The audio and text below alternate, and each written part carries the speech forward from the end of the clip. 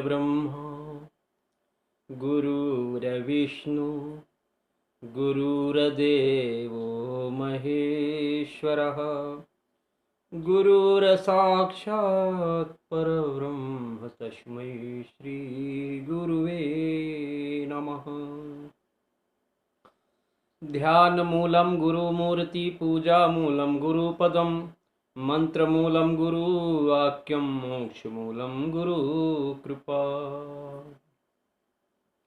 नित्यशुद्धं निराभासं निराकारं निरञ्जनं नित्याबोधं परमहंसकृतं तस्मै श्रीगुरुवे नमः। तस्मै श्रीगुरुवे नमः। आनन्दमानन्दकारं प्रसन्नं ज्ञानस्वरूपं निजबोधरूपं योगेन्द्रमीरभवरोगवैद्यं श्रीमद्गुरुं नित्यमहं नमामि। करारविन्दं परास्मृशन्तं पद्मक्षमाला शिवरूपिणं तं परब्रह्मध्याननिमग्नचित्तं श्रीमद्परमहंसनागस्वामी स्मरामि। परमहंसनागस्वामी स्मरामि। अब हम समर्थ श्री सद्गुरुदेव जी परमहंस परम विरक्त वीतराग ब्रह्मवेता श्री श्री 1008 श्री परिव्रजकाचार्य स्वामी परमहंसनागा ग्राम सिसोलर जिला हमीरपुर उत्तर प्रदेश श्री जी के चरण कमलों का ध्यान जमा कर हम उनका पुनः पुनः वंदन करते हुए उनके चरणों में कोटि कोटि नमन। आप जो परमहंस भगवान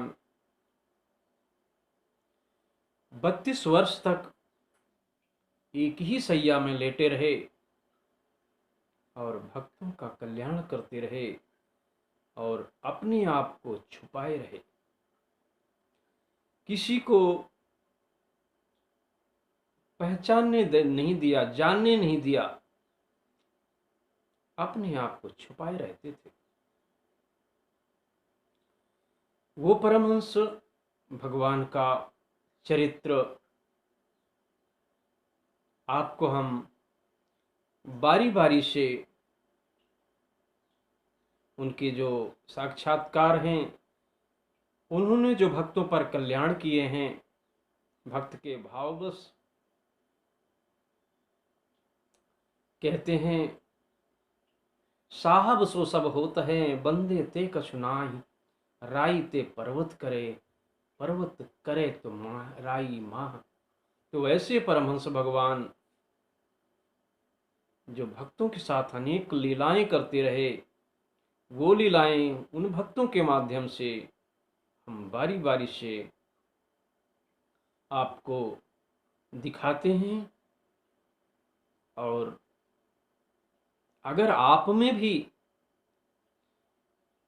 आपके द्वारा भी ऐसी कोई घटना अपने गुरुदेव भगवान परमहंस भगवान की कोई घटी हो तो आप अवश्य हमें अवगत कराएं, और वो घटना हम इस परमहंस टीवी के माध्यम से वो रिलीज करेंगे, जो अन्य भक्तों के लिए एक प्रेरणा स्रोत बनेगी और उस जीव की ईश्वर के प्रति धारणा बनेगी और उसका कल्याण होगा। यही हम आप सबसे प्रार्थना करते हैं। आप परमहंस भगवान की वो लीलाएं बारी बारी से देखते रहें, जिसे आप हमारे प्रिय महाराज जी परमहंस भगवान के प्रिय शिष्य जो छतरपुर से हैं अवधेश द्विवेदी जी, आपको बारी बारी से उन भक्तों का इंटरव्यू लेके बारी बारी से आपको वो घटनाएं अवगत करा रहे हैं, अवगत कराते रहेंगे। बागे द्विवेदी जी के द्वारा वो घटना सुने। ओम नमः। सदगुरु चरणों के में मेरा कोटि सा प्रणाम। महाराज जी, एक घटना आपने बताई थी कि माता जी आई थी, वो रुपया उनके खाते में डाल दिया था, वो कैसा? माता जी प्रायः आती थी महाराज जी के पास। माता जी लंगड़ी थी, लेकिन उनका प्रेम बड़ा अच्छा था। प्रायः कहा करते थे महाराज जी उनसे कि तुम अपने गुरु को अधिक मानते हो। बोले आप कैसे जानते हैं? बोले हम जानते हैं। अच्छा, तुम्हारे खर्च बहुत है। माता जी ने कहा तो पंडित आप क्या करेंगे, खर्च बहुत है। तो महाराज जी ने कहा अब खर्च है तो अब न होगा, और उन्होंने चुपके से 500 रुपये खाते में डाल दिया। चूंकि घर पास ही में है हमारा बैंक के। माता जी दूसरे दिन गई और वहाँ के मैनेजर शुक्ला से कहा, उन्होंने कहा देखो हमारे खाते में 500 रुपये पड़े। बोले, मैनेजर ने कहा कि न तो तुम्हारे लड़के कभी जमा कराएं, और बूढ़ी माँ तुम भी कभी नहीं जमा करती हो, जब से मैं आया यहीं रहता हूँ। माता जी बोली, कह रहे देख तो उसमें। जब देखा गया तो 500 रुपये पड़े थे। माने ऐसी, जैसा कि सिकंदर ने कहा है, फकीरों का कौतुक अजब हमने देखा, कहेंगे तो कुछ और करेंगे अदेखा। सिकंदर कहाँ है, बस कदम उनके चूमे, और कुछ नहीं आप कर सकते। और अभय हो कि सब जग में घूमे। माने अब बताइए, महाराज जी यहाँ पड़े रहते थे, बैंक में 500 रुपये पड़ गए, और माता जी ने ड्रा भी किया। बताइए, आश्चर्य की बात है। अरे तेन नहीं कहा तो कुछ हुआ, तो नहीं, सब कुछ करने की सामर्थ्य रहते हुए भी अपने आप में वो। महाराज जी, आप कितने साल से महाराज जी से जुड़े हैं? महाराज जी ने जब पृथ्वी में यहाँ सिसोदर में चरण रखा जी, उस रात को मैं पंडित सीताराम जी के यहाँ ही था। बैलगाड़ी से आए थे महाराज जी। तब ये था कि होगा कोई, हमने चरण स्पर्श किए, बस उस समय से लेके और जब तक महाराज जी का शरीर। अच्छा, डॉक्टर सीताराम जी का ज़्यादा संबंध था स्वामी जी का, ऐसा मैंने सुना है। आंतरिक वो किसका कितना लगाव हुई तो नहीं कह सकते, लेकिन अब उनके घर में रहे और उनका प्रभाव पंडित जी पर ये पड़ा कि वो भजन की ओर अग्रसर होते ही चले गए उत्तर। अयोध्या के एक संत ने बताया था कि पंडित सीताराम बस चौथे फाटक पर खड़ा, वो बड़े सिद्ध संत थे। उन्होंने कहा पंडित सीताराम जी चौथे फाटक पर खड़े हैं, महान संत की बहुत बड़ी कृपा बरस रही है उनके ऊपर। परिणाम सही था। बिल्कुल सही बात। और कोई घटना आपको महाराज जी की याद आ रही है? अच्छा, एक घटना मैंने सुनी थी कि कुछ दर्शनार्थी आए थे महाराज जी के पास, एक जंगल में भटक गए थे रात के 12 बजे, फिर महाराज जी ने यहाँ के निवासियों को भेजा था, उनको लेवा लाए थे। इस संदर्भ में अच्छा, आपको जानकारी है। हाँ, एक घटना है, तो दर्शनार्थी महाराज जी के दर्शन करने आए थे, और जब जंगल में भटक गए तो 12 बजे रात को महाराज जी ने यहाँ के लोगों को बताया कि आप वहाँ जाइए, उनको लेवा लाइए, वो भटक गए हैं। तो फिर यहाँ के कुछ लोग गए थे और महाराज जी के पास उनको ले आए। ऐसी घटना जो है यहाँ के कुछ लोगों ने मुझे बताई। चलिए, अब इस समय हम बैठे हैं सिसोलहर में महाराज जी के श्री चरणों के नीचे, जहाँ महाराज जी समाधिस्थ हैं। महाराज जी प्रकट भी हैं, अप्रकट भी हैं, उनकी कृपा सब पर बरस रही है। अभी हमारी वार्ता चल रही थी आदरणीय श्री जगदीश पंडित जी से, जो महाराज जी के काफ़ी समीप रहे, आध्यात्मिक व्यक्ति हैं, और उन्होंने कुछ अपने अनुभव बताए। अब हम आपसे ये निवेदन करेंगे कि ये समाधि स्थल अति ही पवित्र और अति ही दिव्य है। यहाँ आज भी संतों का आना जाना लगा रहता है। यहाँ एक और संत थे जो भ्रमण किया करते थे, आया करते थे, वो थे बाबा रामदास जी। नागा बाबा थे वो भी। अब ये तो नहीं निश्चित कहा जा सकता कि ये गुरु भाई हैं या जो भी इनके संबंध हों, लेकिन वो अक्सर यहाँ आया करते थे और महाराज जी के दर्शन किया करते थे। महाराज जी से उनकी भेंट भी होती थी, सोच में होती थी, प्रकट में होती थी, और आज भी वो हैं। इस प्रकार कई ऐसे संत हैं दिव्य जो महाराज जी के यहाँ हमेशा आते थे और हमेशा जो है उनका सत्संग होता रहता था। इसी प्रसंग में मुझे एक घटना याद आ रही है कि एक बार रामदास जी नागांव भ्रमण कर रहे थे और मांगते मांगते घूमते घूमते उनकी मौज आई और वो घुस गए ठाकुर साहब के यहाँ, लम्बरदार के यहाँ। बोले भोजन दो, भूख लगी है। अच्छा, तो उनकी एक माता जी थी, बोले महाराज आपको भूख लगी है, हमारा लड़का जो है यहाँ 6 महीने से बीमार है, ठीक नहीं हो रहा। महाराज जी आप कुछ करते नहीं हैं। बोले कहाँ है? तो वो लड़का वहीं बगल में चारपाई पे लेटा, तखत पे लेटा। महाराज जी गए, उसको उठा करके एक वहीं बड़ा ड्रम भरा था पानी का, उसमें जो है उन्होंने डुबो करके उसको डुबोना शुरू किया। इसको ताप चढ़ गया है, इसको इस प्रकार करते रहे और जो उनका जंतर मंतर गले में बंधा था उसको फेंक दिया और इस प्रकार जो है बालक ठीक हो गया। ऐसी अनंत घटनाएँ हैं।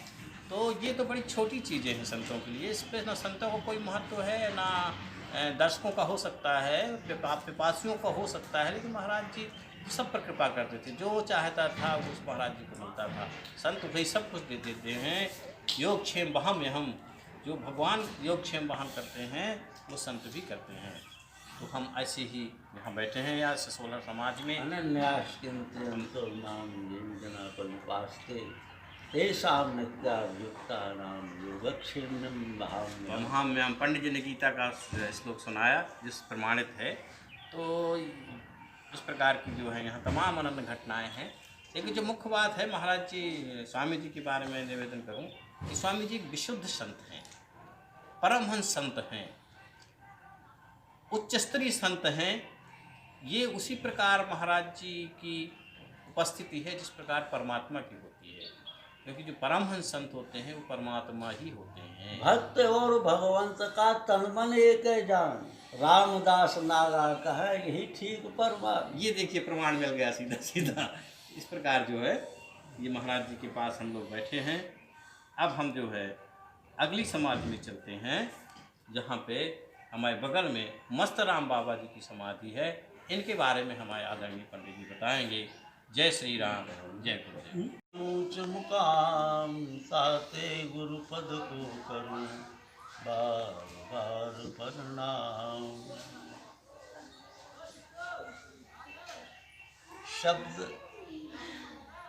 शब्दों में सरकार को बांधा नहीं जा सकता। आनंद केवल ये हृदय में गुनने की वो जैसी कृपा का अनुभव करा दे अपनी ही कृपा से, तभी हो पाता है। कभी कभी महाराज जी कह देते थे जाओ पान ले आओ, पान खिलाने का भी अवसर प्राप्त हुआ। तमाल पत्र तो प्राय इस दास को ये भी अवसर मिला कि महाराज के केश काट, इसका मुंडन करा दिया जाए, स्नान करा दिया जाए। काफ़ी दिनों बाद महाराज जी कहने लगे आलस लगता है, कोई आवश्यकता नहीं। महाराज अपने आप में ही कोई जो भी इनके सानिध्य में आता था कुछ न कुछ उसको उसकी पात्रता के अनुसार बोध, ये कृपा तो निश्चित हर जीव पर होती है। एक बार किसी ने एक कुत्ते को डंडे से मार दिया, महाराज जी बिगड़ गए। कहें सब जीवों पर भगवान है, क्यों उसको मारते? तुम्हारा क्या अधिकार है भाई? ऐसा नहीं कि महाराज जी पर जो कोई आया कुछ ना कुछ ऐसे अवश्य प्राप्त हो। वह सुख संपत्ति समय समाजा, कहीं सके सार अहे राजा। जो सुख और समय आनंद की अनुभूति होती थी उसका शब्दों के द्वारा वर्णन असंभव है। सो सुख जानहि मन अरुका की मित्रों, हम ऐसे स्थान में खड़े हैं जहाँ पे स्वामी जी के बगल में एक समाधि है जो स्वामी जी से बहुत पूर्व की है। लगभग 90 साल वर्ष पहले की समाधि है। इसके पहले से इस स्थान में कोई नहीं आता जाता था। समाधि लगभग लुप्त प्राय हो गई थी। ये समाधि है उस संत की जो यहाँ संत हमेशा विचरण करते रहे और आनंदित रहे, हमेशा घूमते रहते थे, जहाँ मिल जाता था वहाँ खा लेते थे, जहाँ जाते थे सो जाते। इन संत भगवान का नाम है संत मस्तराम बाबा। जैसे इनका नाम वैसा इनका काम। ये हमेशा मस्त रहते थे, हर परिस्थितियों में मस्त रहते थे। ठाकुर जी के यहाँ लेट जाते थे, वहीं खा लेते थे, जो कहीं खाते रहते थे, विचरण करते रहते थे। इस प्रकार विचरण करते करते हुए महाराज जी ने समाधि यहीं ग्रहण कर ली थी। अब इसके बारे में यहाँ के जो पंडित जी हैं, पंडित जगदीश प्रसाद जी, वो आपको बताइए पंडित। जैसा कि हमने अपने वयोवृद्ध लोगों से सुना कि ये सर्वत्र हर जात की रोटी खाते थे। एक धूना था, कभी कभी उसी में रोटी गाड़ देते थे और 3-3, 4-4 महीने बाहर घूमते थे। बाहर से जब आते थे तो उसी धूना से रोटी निकाल करके खा लेते थे। यहाँ के जो ठाकुर साहब थे, सरपंच साहब, जिनकी ज़मीन पर ये महाराज जी की समाधि बनी हुई है, जी जी, तो बड़े छोटी अवस्था में उनको गोदी में लिए फिरा करते थे। और साहब का क्या नाम था?